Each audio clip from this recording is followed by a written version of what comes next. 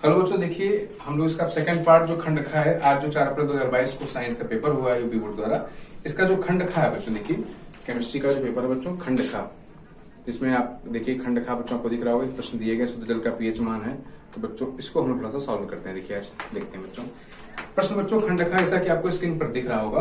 Question पूछा गया शुद्ध जल का पीएच मान कितना होता है। तो बच्चों शुद्ध जल होता है ना तो अम्लीय होता है और ना क्षारीय होता है। और आपको पता है कि जो अम्लीय विलयन है उनका जो पीएच मान है वो 7 से क्या होता है, लेस होता है, कम होता है। और जो क्षारीय विलयन है उनका पीएच मान 7 से अधिक होता है। तो पूछा गया शुद्ध जल का, तो शुद्ध जल का पीएच मान क्या होता है, 7 होता है। तो इसका जो विकल्प सही है 5वें का नंबर जो सवाल है इसका थर्ड विकल्प सही है। सेकंड पूछा गया अम्ल से हाइड्रोजन हटाने वाला धातु है। ये अच्छा क्वेश्चन है बच्चों। इसमें ऑप्शन दिए गए हैं आपको, जिंक दिया गया है और कापर दिया गया है बच्चों, एजी दिया गया है बच्चों और एचजी दिया गया है बच्चों। अम्ल से हाइड्रोजन हटाने वाला पूछा गया बच्चों। अम्ल से तो बच्चों आप लोगों ने पढ़ा हुआ है कि अगर हम जिंक की क्रिया कराते हैं HCl पर तो क्या बनता है बच्चों, देखिए क्या बनता है, ये बनता है ZnCl। क्या बनता है, ZnCl2 प्लस H2। जब इसको हम इसे सिस्टमेटिक कर लेते हैं बच्चों तो ZnCl तो ZnCl2 यानी कि आप यहाँ पे लिखेंगे कितना 2HCl, कितना 2HCl। तो बच्चों यहाँ पर ध्यान दीजिए, एक श्रेणी है विद्युत रासायनिक श्रेणी। कौन सी है, विद्युत रासायनिक श्रेणी। उसमें ये बताया जाता है कि बच्चों जो धातुएं हाइड्रोजन से ऊपर स्थित हैं, जो धातुएं उस श्रेणी में KNa, BaSr, Ca, Na, Mg, Lm, Zn, Cr, Fe, C2S है, ये जो श्रेणी बच्चों दी गई है, इसमें बच्चों हाइड्रोजन से ऊपर रखी धातुएं अम्लों से क्रिया करके हाइड्रोजन को उसके लवण विलयन से विस्थापित कर देती हैं, जो हाइड्रोजन से ऊपर रखी धातुएं हैं। और HCU, HG, Au सब धातुएं नीचे हैं। तो मुझे देखिए Hg जो धातु है आपकी वो हाइड्रोजन से कहां है, नीचे है। Hg, Cu, Ag ये सब क्या बच्चों नीचे हैं। लेकिन जो जिंक है बच्चों वो कैसा हाइड्रोजन के ऊपर है और ये अम्लों से क्रिया करके हाइड्रोजन को विस्थापित कर देती है। इसका विकल्प कैसे होगा, जिंक यानी जस्ता। आगे बच्चों पूछा गया प्रोपेन का रासायनिक सूत्र है। तो बच्चों ध्यान दीजिए, प्रोपेन की बात करते हैं हम लोग यहाँ पर। प्रोपेन तो बच्चों देखिए प्रोपेन एल्केन श्रेणी का सदस्य है। और एल्केन का सूत्र क्या होता है बच्चों, एल्केन की अगर बात करें आप तो एल्केन का सूत्र क्या होता है, CnH2n+2। क्या होता है, CnH2n+2। तो मेथ एथ प्रोप यानी कार्बन 3 नंबर तो आप रखेंगे 3, तो 3 और 3 दूनी 6 तो 8, तो C3H8 बच्चों, C3H8 कौन सा विकल्प सही, सेकंड सही है। C3H8 आपका क्या है, प्रोपेन है। आगे बच्चों पूछा गया IUPAC प्रणाली में इनका नाम पूछा गया है। देखिए आपको बोर्ड पर दिख रहा होगा CH3, CH2 और CH2 और CH3। बच्चों ध्यान दीजिए यहाँ पर ये क्या बनेगा नाम देखिए 1 2 3 4। ये कार्बन कितने हैं, 4। और 4 से क्या बनेगा बच्चों, ब्यूटेन। क्योंकि यहाँ पर सिंगल बॉन्ड है, क्या है, सिंगल बॉन्ड है। अगर सिंगल बॉन्ड है तो एल्केन श्रेणी का है, डबल बॉन्ड है तो एल्कीन श्रेणी का है, और ट्रिपल बॉन्ड है त्रिबंध है तो किसका, एल्काइन का परिवार का मेंबर है बच्चों। तो ये बनेगा बच्चों 1 2 3 4 से ब्यूटेन बनेगा। क्या बनेगा बच्चों, ये ब्यूटेन बनेगा। क्या बनेगा, ब्यूटेन। सेकंड आपको देखो दिया गया बच्चों CH3COOH। तो बच्चों यहाँ क्रियात्मक समूह पहचानिए। यहाँ पर क्या है, COOH जो कि किसका है, कार्बोक्सिल अम्ल का है। किसका है बच्चों, कार्बोक्सिल अम्ल का। तो ये मेथ और एथ, ये क्या बनेगा, एथेनोइक अम्ल बनेगा। क्या बनेगा बच्चों, ये एथेनोइक अम्ल। क्या बनेगा, एथेनोइक अम्ल बनेगा। आगे बच्चों क्वेश्चन आया है आपका 6वें का जो ख नंबर है कि मेंडलीव का आवर्त नियम क्या है। अब बच्चों देखिए यहाँ पर बच्चे कंफ्यूज हो गए होंगे एग्जाम टाइम पे, क्योंकि यहाँ पर 2 नियम, एक तो मेंडलीव का मूल आवर्त नियम है और एक है मेंडलीव का आधुनिक आवर्त नियम। लेकिन क्वेश्चन में अच्छे से मेंशन नहीं किया गया कि आपसे आधुनिक आवर्त नियम पूछा गया है या मूल आवर्त नियम पूछा गया है। तो बच्चों अगर मेंडलीव के मूल आवर्त नियम की बात करेंगे तो क्या है, तत्वों के भौतिक तथा रासायनिक गुण, तत्वों के भौतिक तथा रासायनिक गुण उनके परमाणु भारों के आवर्ती फलन होते हैं। क्या होते हैं, पीरियडिक फंक्शन होते हैं। आवर्ती फलन का तात्पर्य क्या है कि एक समूह में दोबारा फिर से लौट के आने पर उनके भौतिक और रासायनिक गुणों की पुनरावृत्ति होती है, उनके गुणों की पुनरावृत्ति होती है, उनके गुणों का रिपीटेशन होता है। इसका मतलब है आवर्ती फलन। और अगर इसमें आधुनिक आवर्त नियम लिखेंगे तो क्या लिखेंगे, तत्वों के भौतिक और रासायनिक गुण उनके परमाणु क्रमांक के आवर्ती फलन होते हैं। किसके, उनके परमाणु क्रमांक के आवर्ती फलन। आपका जो क्वेश्चन नंबर 6 का गा आया है, निम्नलिखित रासायनिक अभिक्रियाओं को पूर्ण कीजिए। जैसा कि आपको बोर्ड पर दिख रहा है कि CH3COOH प्लस C2H5 और शांत सल्फ्यूरिक अम्ल की उपस्थिति। बच्चों बहुत ही इंपॉर्टेंट ये रिएक्शन है, ध्यान दीजिए बच्चों।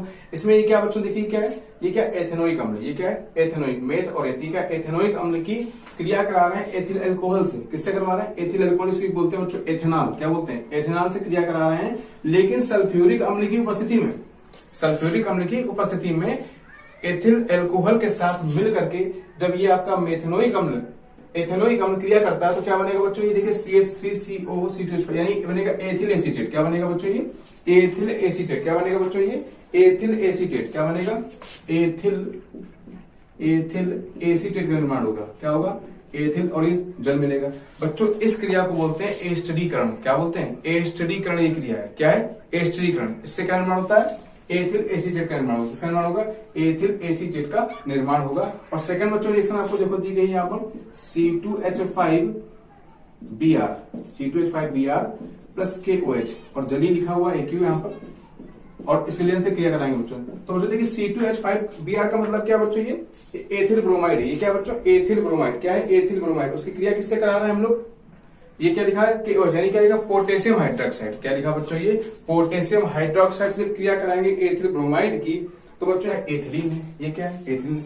और क्रिया कराएगी बच्चों एथिल ब्रोमाइड से। किससे कराएगी क्रिया, एथिल ब्रोमाइड से क्रिया कराएगी, किसकी, पोटेशियम हाइड्रोक्साइड की जली विलयन की। और क्या मिल रहा बच्चों आपको प्राप्त हो रहा रिएक्शन के बाद, एथिलीन। क्या मिल रहा, एथिलीन। और ये बच्चों क्या है, पोटेशियम ब्रोमाइड, और ये क्या है, जल। तो ये बच्चों दो रिएक्शन आपकी एक एक नंबर में पेपर में। बच्चों देखिए आगे 7th का जो का नंबर पूछा गया है, 7th का जो का नंबर सवाल पूछा गया इस केमिस्ट्री के पेपर में बच्चों आज के, धावन सोडा का नाम तथा रासायनिक सूत्र लिखिए। बच्चों धावन सोडा की बात कर रहे हैं। किसकी बात कर रहे हैं बच्चों, धावन सोडा यानी कि वॉशिंग पाउडर की बात कर रहे हैं। तो धावन सोडा का बच्चों रासायनिक सूत्र और इसका नाम भी लिखना है। तो बच्चों धावन सोडा का देखिए सूत्र क्या होता है, Na2CO3.10H2। क्या होता है, Na2CO3.10H2, यानी कि सोडियम कार्बोनेट डेकाहाइड्रेट। क्या होता है, सोडियम कार्बोनेट डेकाहाइड्रेट।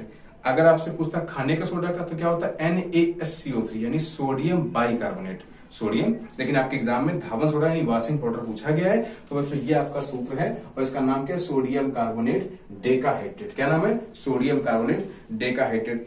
इसके बाद बच्चों पूछा गया द्विविस्थापन अभिक्रिया को एग्जाम्पल देकर स्पष्ट कीजिए। क्या पूछा गया, द्विविस्थापन अभिक्रिया, विस्थापन नहीं, द्विविस्थापन अभिक्रिया को एग्जाम्पल देकर के क्या पूछा गया बच्चों। तो ध्यान दीजिए इसका रिएक्शन क्या बच्चों बनेगा, AgNO3 और इसके बाद सिल्वर नाइट्रेट विलयन पर हम नमक मिला रहे हैं, NaCl क्या, सोडियम क्लोराइड, और नमक का घोल जब इससे मिलाएंगे सिल्वर नाइट्रेट के विलयन पे बच्चों, तो रिएक्शन जो होगी बनेगा AgCl सिल्वर क्लोराइड बनेगा और सोडियम नाइट्रेट बनेगा। तो ये बच्चों ये द्विविस्थापन है। ये कैसी है, द्विविस्थापन। कैसे, देखिए Ag ने Cl को विस्थापित कर लिया इससे, ये बनाया, और सोडियम नाइट्रेट यहां से विस्थापित होकर इसके साथ में आएगा तो बन गया सोडियम नाइट्रेट। तो बच्चों ये कैसी है, द्विविस्थापन अभिक्रिया। कैसी है, देखिए अगला प्रश्न 8वें का जो का नंबर पूछा गया, संक्षारण से आप क्या समझते हैं, इस एग्जाम्पल समझाइए। तो बच्चों संक्षारण का मतलब समझिए, सामान्यतः जो धातुएं होती है उनका तल चमकीला होता है, लेकिन उनको अगर हम खुले स्थान पर छोड़ देंगे जहां पर नमी हो, वायु हो, तो बच्चों उन पर एक परत जम जाती है।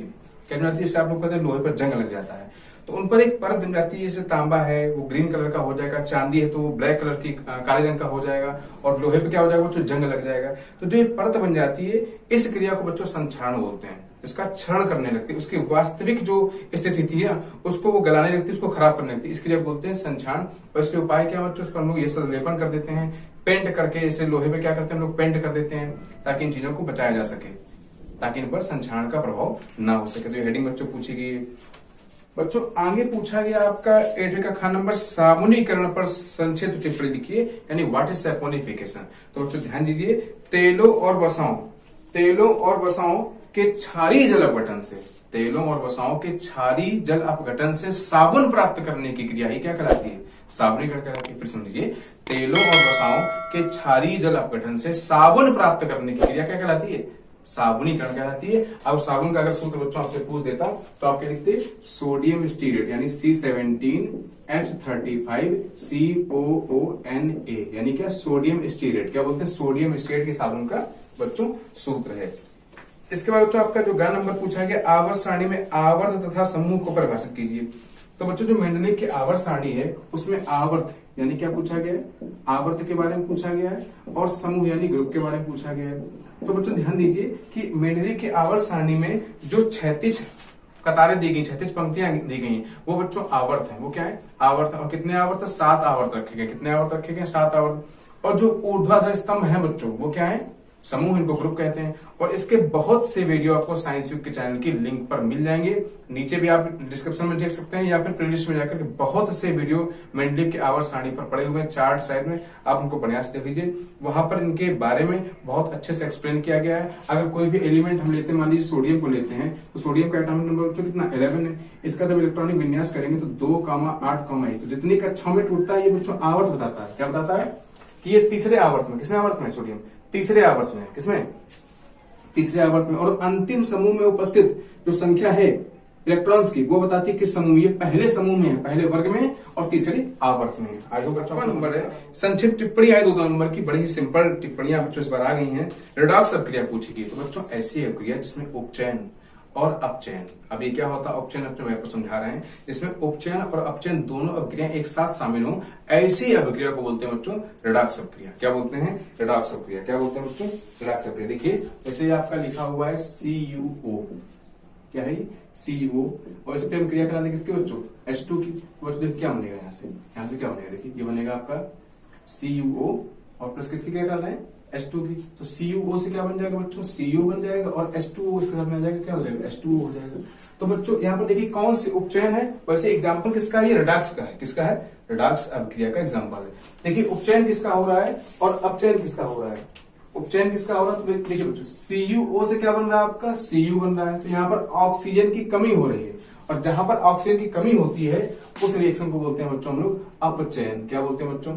अपचयन बोलते हैं। और यहाँ पर देखो हाइड्रोजन को क्या मिल रहा है? ऑक्सीजन मिल रहा है। क्या मिल रहा है? ऑक्सीजन। किसका निर्माण हो रहा है? जल का। तो जब ऑक्सीजन की वृद्धि होती है या हाइड्रोजन का ह्रास होता है तो ऐसी अपक्रिया बोलते हैं उपचयन अपक्रिया। क्या बोलते हैं? उपचयन। क्या बोलते हैं बच्चों? तो यहाँ पर बच्चों उपचयन हो रहा है और यहाँ पर देखिए ऑक्सीजन की कमी हो रही है, तो यहाँ पर अपचयन हो रहा है। जहां पर उपचयन अपचयन दोनों क्रियाएं एक साथ शामिल होती हैं तो ऐसी अपक्रिया बच्चों बोलते हैं रेडॉक्स अपक्रिया। आई होप आपको समझ में आ गया होगा। इसका देखिए बच्चों खा नंबर दिया गया, सजातीय श्रेणी क्या है? क्या पूछा गया? सजातीय श्रेणी पूछा गया। सजातीय श्रेणी बच्चों क्या है? तो बच्चों देखिए कार्बनिक यौगिकों की एक ऐसी श्रेणी जिसमें कार्बनिक दो क्रमागत कार्बनिक यौगिकों के बीच में CH2 का अंतर हो। कितने का अंतर हो बच्चों? CH2 का अंतर हो, तो ऐसी श्रेणी को हम लोग बच्चों बोलते हैं सजातीय श्रेणी। क्या बोलते हैं बच्चों? इसको हम लोग सजातीय श्रेणी बोलते हैं। इसके बच्चों पूछा गया मेंडलीव की और सजातीय श्रेणी में आप इसके एग्जाम्पल दे देंगे, इसमें CH2 का अंतर करते हुए काफी एग्जाम्पल दे देंगे, काफी वीडियोस आपके लिंक में आपको मिल जाएंगे। मेंडलीव की आवर्त सारणी की विशेषताएं, तो मेंडलीव की आवर्त सारणी की विशेषता है बच्चों, इसमें किस क्रम में रखा गया है, परमाणु क्रमांक के आधार पर क्रम में रखा गया है, तत्वों को कैसा स्थान दिया गया, उपधातुएं कहाँ रखी गई, क्षारीय तत्व कहाँ रखे गए, हाइड्रोजन तत्व कहाँ रखे गए, ये सारी वीडियोस आपको बच्चों लिंक में आपको मिल जाएंगे। तो बच्चों ये आपका यहाँ से केमिस्ट्री का जो कंप्लीट हुआ पेपर, और अब बच्चों आपका स्टार्ट होगा जीव विज्ञान।